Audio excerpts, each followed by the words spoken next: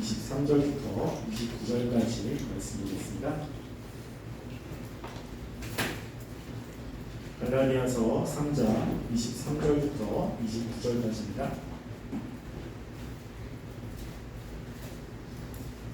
한 절씩 교독하겠습니다. 믿음이 오기 전에 우리는 율법 아래의 매인 바 되고 계시될 믿음의 때까지 갇혔느니라.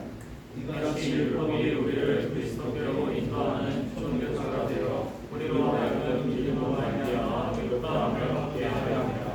믿음이 온 후로는 우리가 초등교사 아래에 있지 않고보다 저희가 믿음으로 말미암아 그리스도 예수 안에서 하나님의 아들이 되었으니 누구든지 그리스도와 합하기 위하여 세례를 받는 자는 그리스도로 옷 입었느니라.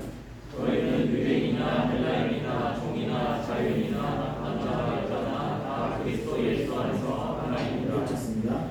너희가 그리스도의 것이면 곧 아브라함의 자손이요 약속대로 유업을 이룰 자니라.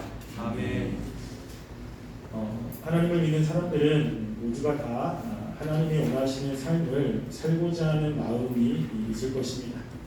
그래서 점점점 예수님을 닮아가고 우리의 삶을 통해서 하나님께 영광을 돌려드리고 싶은 마음이 분명히 있을 것입니다.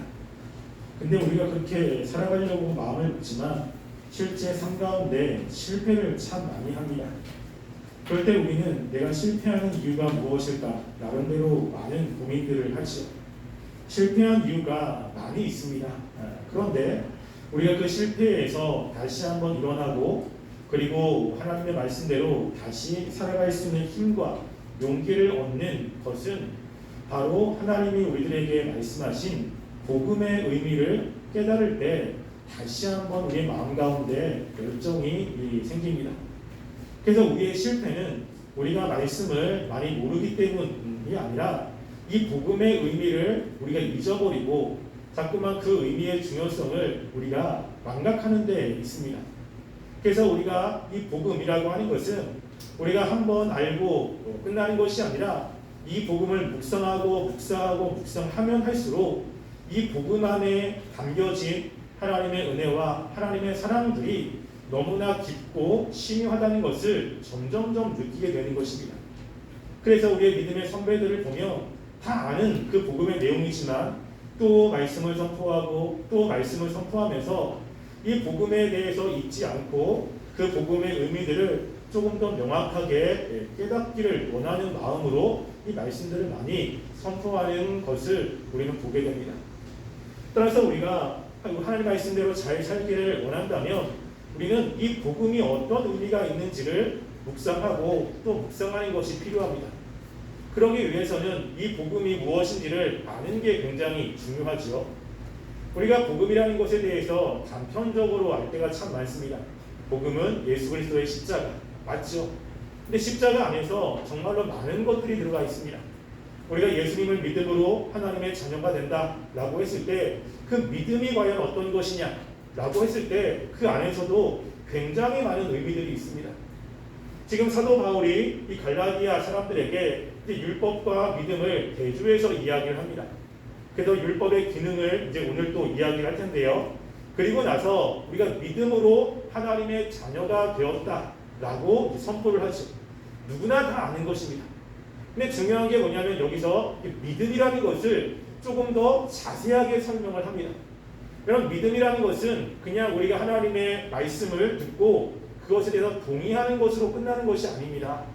이 믿음 안에 다른 것들이 내포되어 있어요. 그 내포되어 있는 것들을 사도 바울은 이제 27절에서 이야기를 할 것입니다.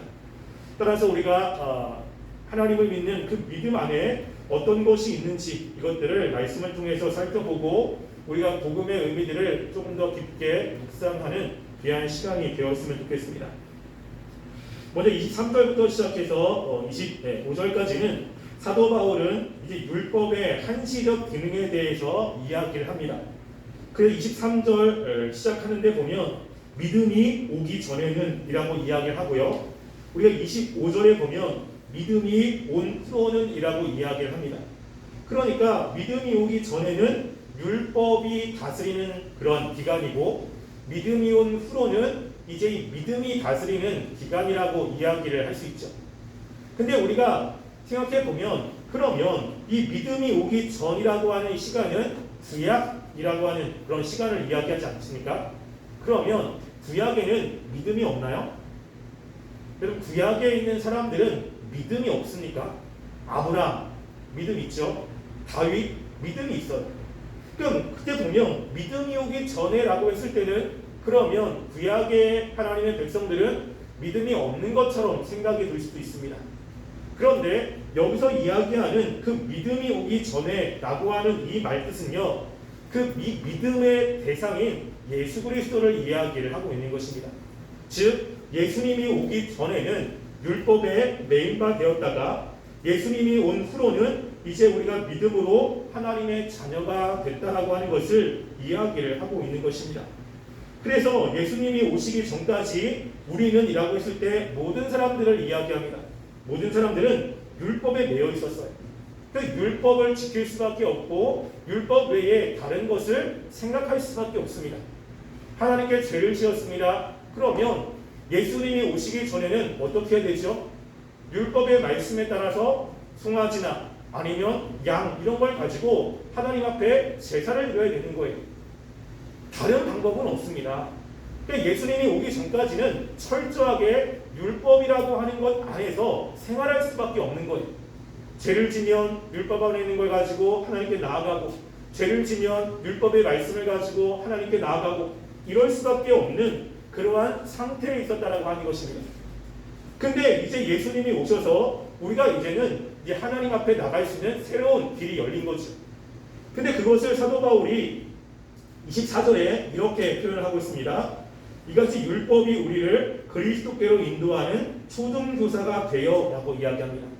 이 율법이 한시적으로 이제 사람들을 통치했는데 이 율법은 예수 그리스도가 오기 전까지 초등교사의 역할을 했다라고 하는 겁니다. 이 초등교사라고 하는 이 단어의 뜻은 파이다고고스라고 하는 뜻입니다. 여러분들 많이 알고 있겠지만 이 예전에는 농학선생이라고 하는 단어로 번역을 했어요. 근데 이 뜻은 이런 것입니다. 헬라인들과 로마인들 사이에는 귀족 계급에 속한 소년들, 특별히 6세부터 16세까지의 생활과 품행을 지도하는 임무를 맡은 종들이 있어요. 그냥 귀족에는 그 자녀들이 낳았을 때 그 아버지가 직접 자녀들을 양육을 하긴 하지만 그 종 중에 특별히 지혜로운 종, 그리고 무엇인가 사회적으로 높은 어떠한 수준에 올라간 종들을 불러가지고 자녀를 양육을 합니다. 근데 이 양육은 어떠한 지식을 가르치는 것이 아니고요. 이 양육은 뭐냐면 이 종들이 초보적으로 생활할 수 있는 것, 밖에 나갈 때 같이 가거나 식습관을 이렇게 지도하거나 이런 것들을 통제하게 됩니다. 그래서 어느 곳에는 소년들이 성인이 되기 전까지는 이 파다고가스라고 하는 사람 없이는 밖에 외출도 못해요. 그러니까 철저하게 이들의 통제 아래에 있는 것입니다. 그래서 이 사람들의 통제를 벗어날 수가 없는 거예요. 그러다가 이제 성인식이 딱 되면 성인식이 되는 그날에 뭘 하냐면요. 옷을 갈아입습니다. 우리가 이제 조금 이따 보면 27절에 이렇게 이야기하잖아요. 그리스도 예수와 합하기 위하여 세례받은 자는 그리스도로 옷 입었느니라 라고 이야기하죠. 이 당시에도 그게 있어요. 그래서 이 사람이 이제 성인이 되면 옛날에 입었던 옷을 벗고 새로운 옷을 입게 됩니다. 이때부터 성인이라고 하는 거지. 여러분 우리나라에 옛날에 조선시대나 이럴 때 남자가 결혼하면 어떻게 하죠? 상투를 틀죠. 상투를 틀면 결혼했다라고 하는 것입니다. 이런 것처럼 성인이 됐다라고 하는 그 증거로 옷을 갈아입게 되는 거예요. 그럼 그때부터는 이 사람 초등교사가 아무런 역할을 할 수가 없습니다. 이제 초등교사 위에 이제 이 자녀가 있게 되는 것이죠. 근데 그 이야기를 하고 있는 거예요. 이것은 이 당시의 사람들에게는 너무나 잘 알고 있었던 그들의 문화입니다. 그러니까 야 율법이라고 하는 것은 너희들이 알고 있듯이 한 귀족의 집안의 그 자녀들을 일정 기간 동안에 다스리고 통치하는 이 역할을 하는 거고 성인이 되었을 때는 그 사람이 그 자녀들에게 아무런 역할을 할 수 없는 것처럼 이 율법이라는 것이 그런 것이라는 것이에요. 그러니까 여기서 이야기하는 것은 무엇입니까? 율법이라는 것은 일정 기간 동안만 사람들에게 영향을 끼치는 것이라는 것입니다. 그것도 이 율법은 누구에로 인도해요? 그리스도께로 인도하는 역할을 한다라고 하는 거예요. 그러면서 그렇게 이제 예수님이 오셨기 때문에 이제는 26절에서 이렇게 이야기를 합니다. 누구든지 그리스도와 합하기 위하여 세례받는 자는 26절이죠. 네. 너희가 다 믿음으로 말미암아 그리스도 예수 안에서 하나님의 아들이 되었으니라고 이야기합니다. 이제는 예수님이 오신 거예요. 율법에 있는 그 모든 것들을 다 성취하시고 그리고 예수님이 오셔서 이제 우리가 그 예수님을 믿음으로 하나님의 자녀가 되었다는 것입니다. 이제 율법의 시대가 끝났다는 것이죠. 갈라디아서에서 이 하나님의 아들이라고 하는 단어가 여기 처음 나옵니다. 굉장히 중요한 단어고요. 그리고 26절부터 시작해서 29절은 갈라디아서 전체의 핵심이에요. 굉장히 중요한 내용입니다. 자, 그래서 지금 사도 바울은 우리가 하나님의 아들이 된 것은 율법으로 된 것이 아니라 믿음으로 되었다는 것을 이야기를 하는 거예요. 우리에게는 너무나 익숙한 거잖아요. 근데 이들에게는 그렇지 않습니다. 이들은 율법이 굉장히 자신들에게 익숙하고 또 율법을 지켜야 된다라고 하는 이 생각에 있는 사람들에게는 이것은 굉장히 쇼킹한 이야기입니다. 근데 그러면서 이렇게 믿음을 갖는 사람들의 삶에 대해서 27절부터 두 가지로 이야기합니다. 자, 이렇게 믿음으로 말미암아 하나님의 자녀가 된 이것은 두 가지로 이야기를 하는데요. 첫 번째는 뭐냐면요, 이 믿음으로 말미암아 하나님의 자녀가 되는 것은 그 모든 사람들을 포함하는 보편적이라는 것입니다. 그게 이제 28절에 나와 있고요. 28절 보시면 너희는 유대인이나 헬라인이나 종이나 자유인이나 남자나 여자나 다 그리스도 예수 안에서 하나이니라 라고 이야기합니다. 무엇이죠? 이것은 한 계층에 해당되는 것이 아니라 보편적이라고 하는 거예요. 그래서 모든 사람들이 이제는 예수님을 믿으면 하나님의 자녀가 될 수 있는 길이 열렸다는 것입니다. 또 하나는 무엇이냐면 이 믿음이 가지고 있는 특성을 이제 27절에 이야기를 하고 있어요. 자, 27절 이렇게 이야기하죠. 누구든지 그리스도와 합하기 위하여 세례를 받는 자는 그리스도로 옷 입었느니라 라고 이야기합니다. 여기 누구든지라고 하는 것은 바로 모든 사람들을 이야기를 하고 있어요. 그런데 26절에 믿음으로 말미암아 예수 그리스도 안에서 하나님의 아들이 되었다라는 것을 설명할 때 지금 27절에서는 무엇을 가지고 있습니까? 이 세례라고 하는 걸 가지고 와요. 세례. 그래서 그리스도와 합하기 위하여 무엇을 받죠? 세례를 받는 거예요. 여러분, 이 세례라고 하는 것은 굉장히 중요한 것입니다. 그러니까 우리가 일정한 나이가 되면 그냥 세례를 받는 것으로 생각을 하지만 실제 세례가 담고 있는 의미는 굉장히 중요해요. 사도 바울은 로마서에서도 이 세례에 대해서 굉장히 중요하게 설명을 합니다. 그래서 우리가 그냥 세례를 받았다라고 했을 때 나는 형식적으로 받은 거야, 뭐 그냥 이렇게 의식적으로 받은 거야, 이거 말고 성경에서 이야기하는 세례의 의미를 우리가 명확하게 알 필요가 있습니다. 그럼 세례라고 하는 것은 두 가지의 의미가 있어요. 두 가지. 자, 첫 번째는 뭐냐면요, 세례는 한 사람이 회심하여 교회에 들어오는 그 과정을 이야기를 합니다. 교회 과정. 그래서 우리가 세례를 받을 때 하기 전에 뭘 하냐면요, 예수님에 대해서 그리고 신앙에 대해서 교육을 하기 시작하는 거예요. 그래서 일정 기간 동안에 이 예수님에 대해서 교육을 받다가 나는 죄인이고 예수님이 나를 위한 유일한 구원자라는 것을 나는 분명히 믿어요. 이제는 더 이상 흔들리지 않을 정도로 분명한 믿음이 있다라고 한다면 그런 믿음이 나한테 있는 거잖아요. 근데 우리가 믿는 사람들의 모임인 교회잖아요. 그러니까 교회 일원으로 이제 받아들여야 되는 거예요. 그러니까 받아들일 때 교회라고 하는 것은 예수님을 믿는 사람들의 모임이에요.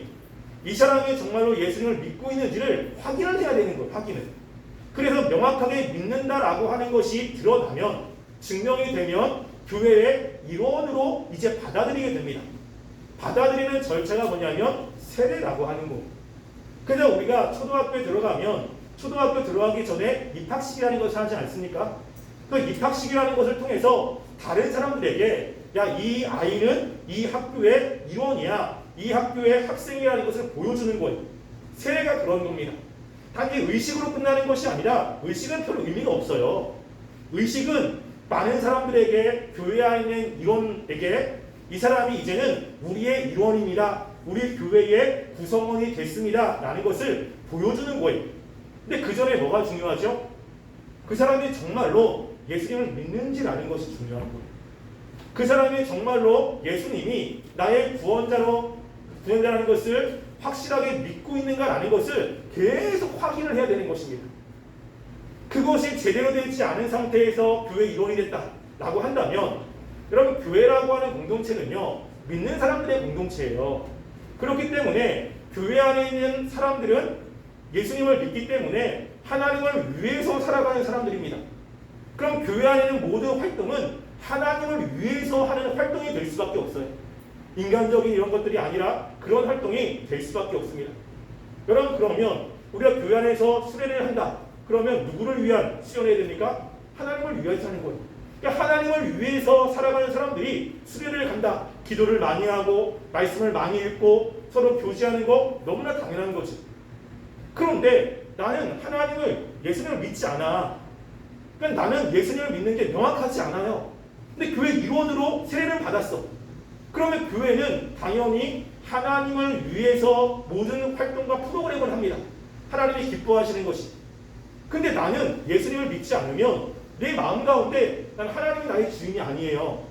예수님을 위해서 살고 싶은 마음이 없어요.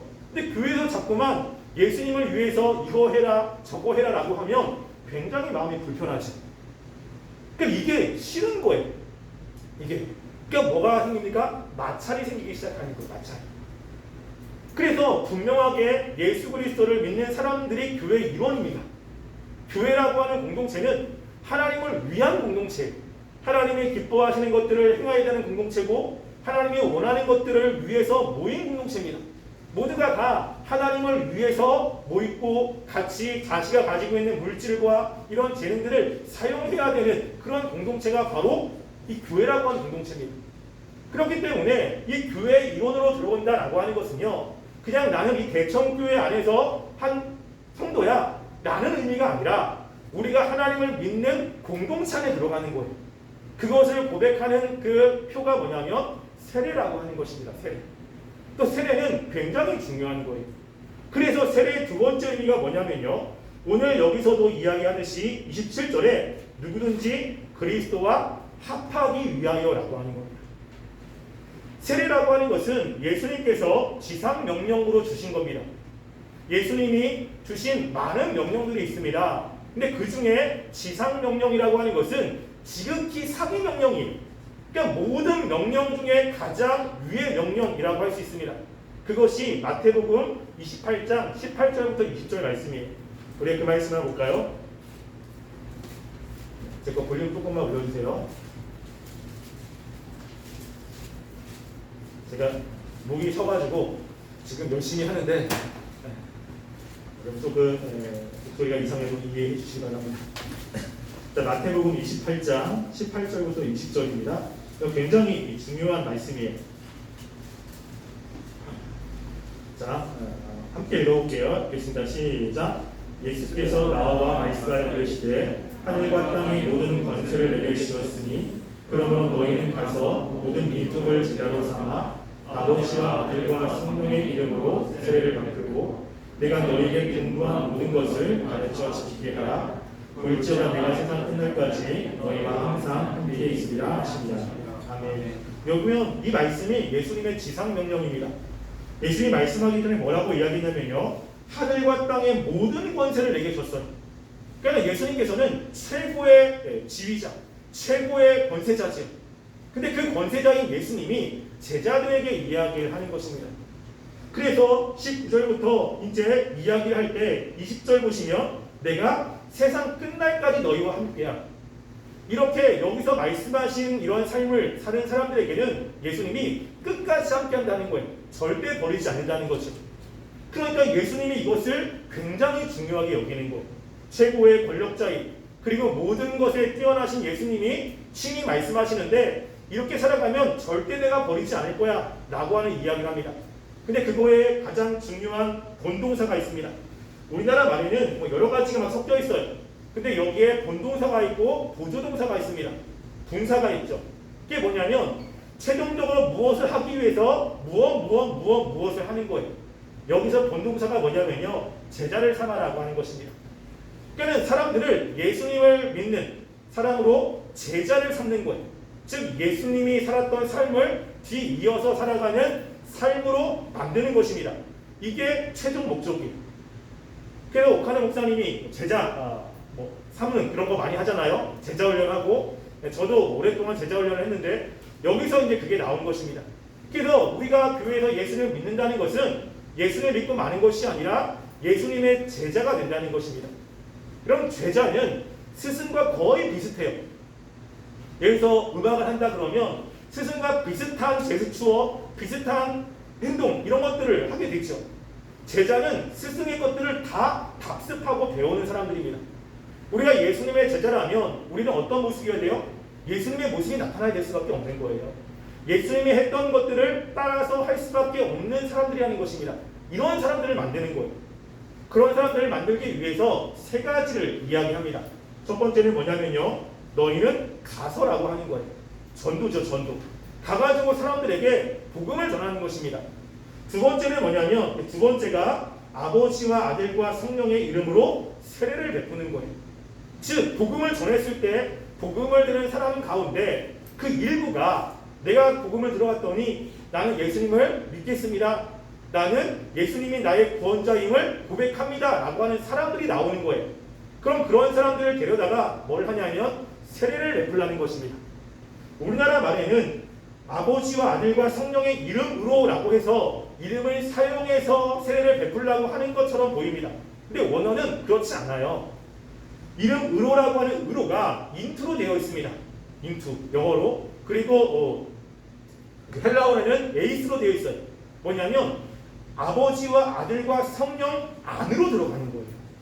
무엇이죠? 이름을 사용해서 내가 성부와 성자와 성령 이름으로 너에게 세례를 베푸노라 라고 하면서 이름을 사용해서 하는 것이 아니라요, 그 사람이 이제 세례를 받으면 성부 하나님, 성자, 예수님, 성령 하나님 사이에 내가 들어가서 교제를 한다라고 하는 의미가 있어요. 그러니까 다른 사람도 이렇게 세례를 받으면 그 안으로 들어가고, 다른 사람도 세례를 받으면 그 안으로 들어가고, 그건 뭐죠? 예수님 안에서 한 공동체가 된다라고 하는 의미가 있습니다. 세례는 이런 의미예요. 그래서 이 갈라디아에서 그리스도와 합하여라고 하는 단어를 씁니다. 그런 사람들에게 뭘 하는 거죠? 그런 사람들에게 20절 말씀에 보면 내가 너희에게 분부한 모든 것을 가르쳐 지키게 하라, 이게 있는 겁니다. 원어에는 뭐라면요, 지킬 때까지 가르치라고 하는 거예요. 우리가 한번 들으면 그렇게 해야지라고 하시면 안 되잖아요. 그럼 그렇게 많은 게 아니라 그 사람이 지킬 때까지 100번, 20번, 그리고 계속 지킬 때까지 계속 가르치라고 하는 겁니다. 언제까지? 지킬 때까지. 그래야 제자가 되는 거죠. 이게 예수님이 말씀하신 그 지상 명령입니다. 그래서 그 중에 뭐가 있죠? 세례가 있는 거예요. 세례가. 우리가 예수님을 믿으면 그 순간에 이제 세례를 받는데, 세례의 의미가 뭐냐면 나는 이제 성부, 성자, 성령 하나님 사이에서 내가 교제한다라고 하는 의미가 있다는 것입니다. 그래서 우리가 하나님에 대해서 인식을 하고 그 하나님과 같이 교제하면서 살아가는 그러한 삶이 사람들에게 이제 있게 되는 것이죠. 이것을 로마서에서는 또 이렇게 이야기합니다. 우리 로마서 6장 3절부터 4절 말씀 한번 볼까요? 로마서 6장 3절부터 4절 말씀. 그래서 사도 바울이 항상 예수님에 대해서 이야기를 하며 이 세례에 대한 이야기를 꼭 합니다. 왜냐하면 굉장히 중요하기 때문에 그렇습니다. 로마서 6장 3절과 4절 말씀 우리 함께 읽어보겠습니다. 읽겠습니다. 시작. 무릇 그리스도 예수와 합하여 세례를 받은 우리는 그의 죽으심과 합하여 세례를 받은 줄을 알지 못하느냐? 그러므로 우리가 그의 죽으심과 합하여 세례를 받음으로 그와 함께 장사되었나니 이는 아버지의 영광으로 말미암아 그리스도를 죽은 자 가운데서 살리신 것 같이 우리도 또한 새 생명 가운데서 행하게 하여 하시리라. 아멘. 여기 보면 이 세례의 의미를 이야기합니다. 3절 보면요, 무릇 그리스도 예수와 합하여 세례를 받은 우리라고 하죠. 그러니까 세례라고 하는 것은 성부, 성자, 성령 하나님 사이에 들어가는 거예요. 자, 그렇게 그런 사람은 우리는 그의 죽으심과 합하여 세례를 받은 줄을 알지 못하느냐? 무엇이죠? 예수님이 죽을 때 우리 같이 죽은 거예요.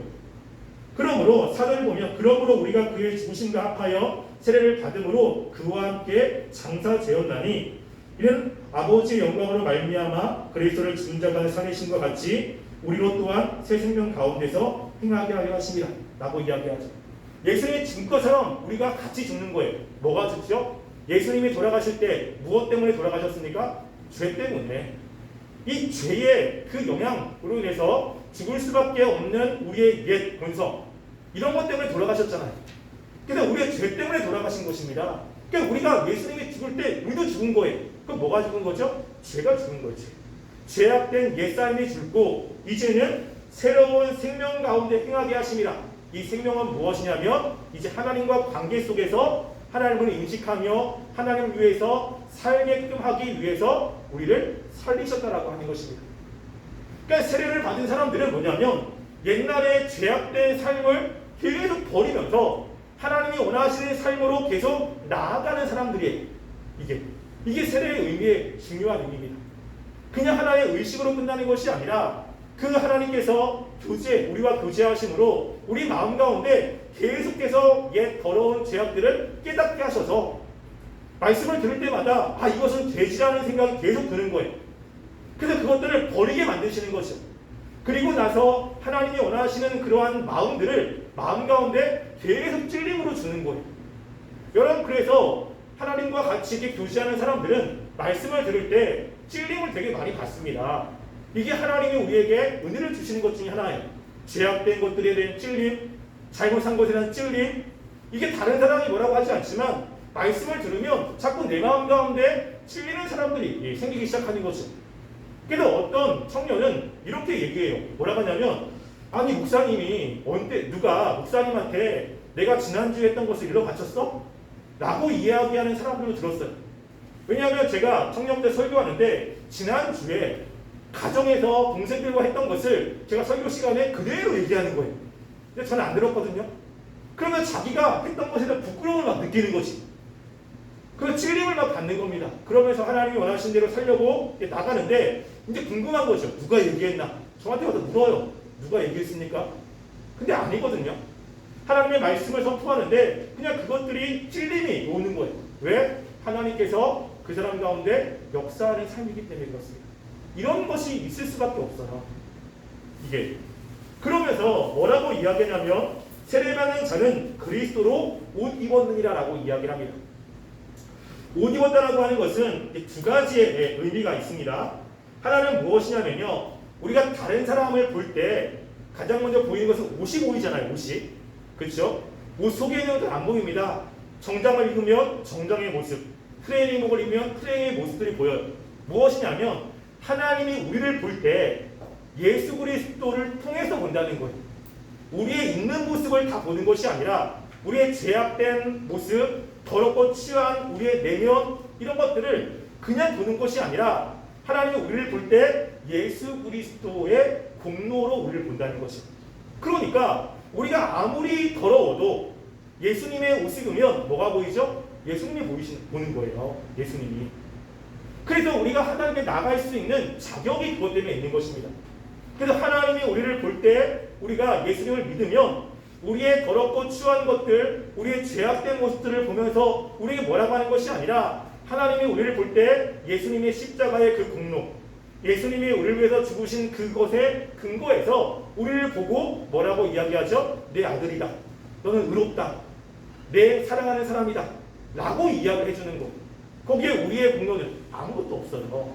무엇이죠? 예수님을 믿음으로 예수님을 웃는게 됐기 때문에 그렇습니다. 그래서 우리가 하나님 앞에 더럽고 추한데도 불구하고 기도할 수 있는 용기, 담대함이 어디서 나옵니까? 예수님 때문에 그래요. 우리가 더럽고 추한 죄악된 모습인데 하나님께 나와서 용서해달라고 또 은혜를 달라고 구할 수 있는 근거가 어딥니까? 만약에 우리의 행위라면 우리는 그렇게 할 수 없어요. 우리가 어떠한 행동으로 하나님의 마음을 움직이기를 원한다면 그렇게 우리의 행동으로 하나님 앞에 간구할 수 없습니다. 근데 담대하게 나갈 수 있는 것은 무엇입니까? 예수 그리스도 때문에 그렇습니다. 예수님을 우리가 믿을 때 예수님의 옷이 우리 가운데 입혀지는 거예요. 그래서 하나님께서 우리를 볼 때 직접 우리의 더러운 것들을 직접 보는 것이 아니라 예수님을 통해서 보기 때문에 우리를 의롭다라고 이야기를 하는 것입니다. 근데 여기에는 또 하나의 삶이 있습니다. 또 하나의 삶. 그것은 뭐냐면요. 우리가 이제 예수님을 옷 입었다면 우리가 살아갈 때 어떻게 살아야 되죠? 그의 성품에 맞는 삶이 우리에게 요청되고 있는 거예요. 이게. 그래서 우리가 그런 옷을 입었다면 우리가 살아갈 때 우리의 모습을 통해서 이 예수님의 모습이 다른 사람들에게 드러나는 삶이 우리들에게 요청되고 있는 것입니다. 이게 성화와 관련되어 있는 것인데요. 자, 우리가 말씀을 좀 찾아볼게요. 로마서 13장 14절 말씀. 자, 로마서 13장 14절 말씀 볼까요?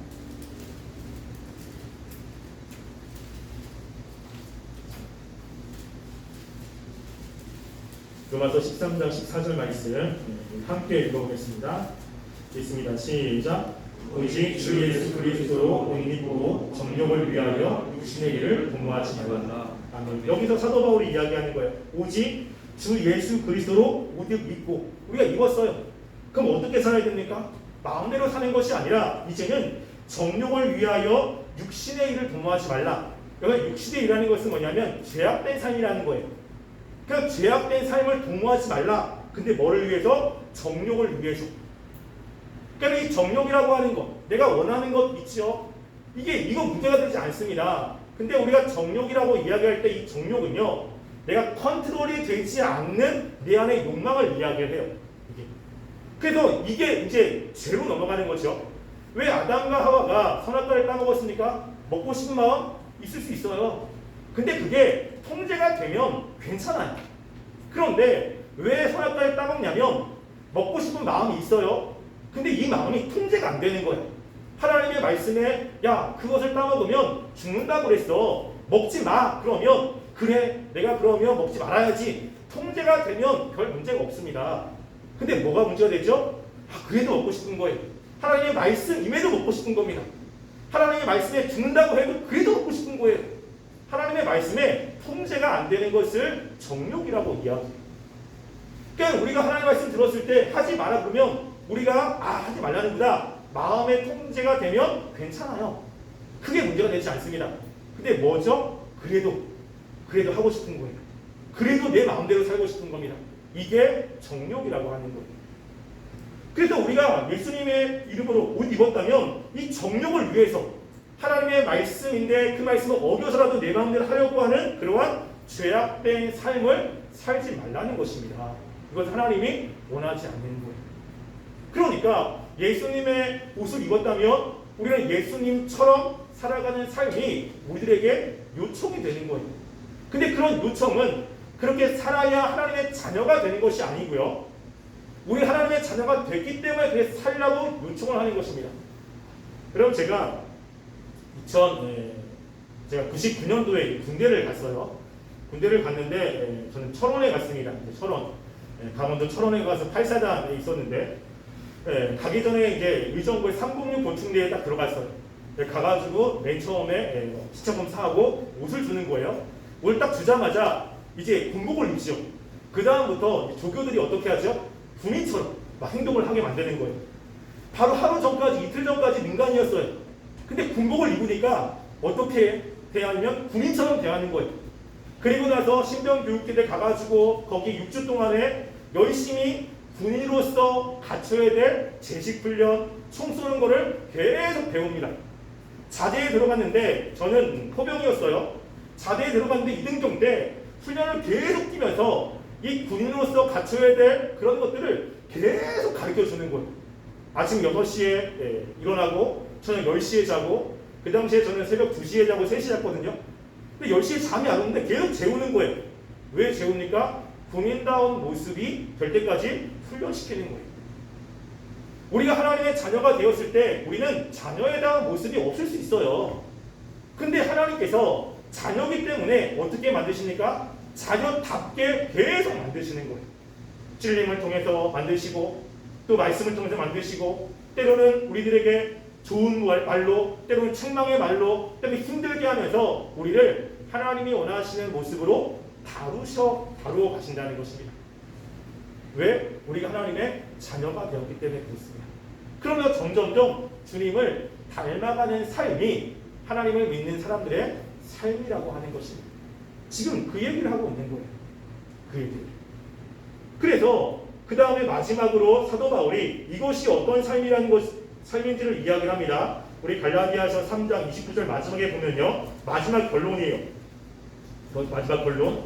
뭐냐면 너희가 그리스도의 것이며 곧 아브라함의 자손이요 약속대로 유엇을 받을 자니라 라고 이야기하죠. 그리스도의 것이면 아브라함에게 주셨던 그 복을 얻습니다. 그 복은 하나님이 주시는 그 천국만이 아니라 이 세상에서 하나님의 특별한 관심과 또 하나님의 보호와 하나님의 양육을 받는 사람으로 살아간다는 것입니다. 여러분 아브라함의 삶을 보면요. 하나님께서 주시는 약속도 굉장히 중요하지만 아브라함의 삶 되게 힘들거든요. 근데 그때마다 하나님께서 아브라함에게 채워주신 것도 있지만 아브라함의 제약된 모습들을 계속해서 다루세요. 그래서 아브라함을 변화시키는 것입니다. 이게 아브라함에게도 있는 거죠.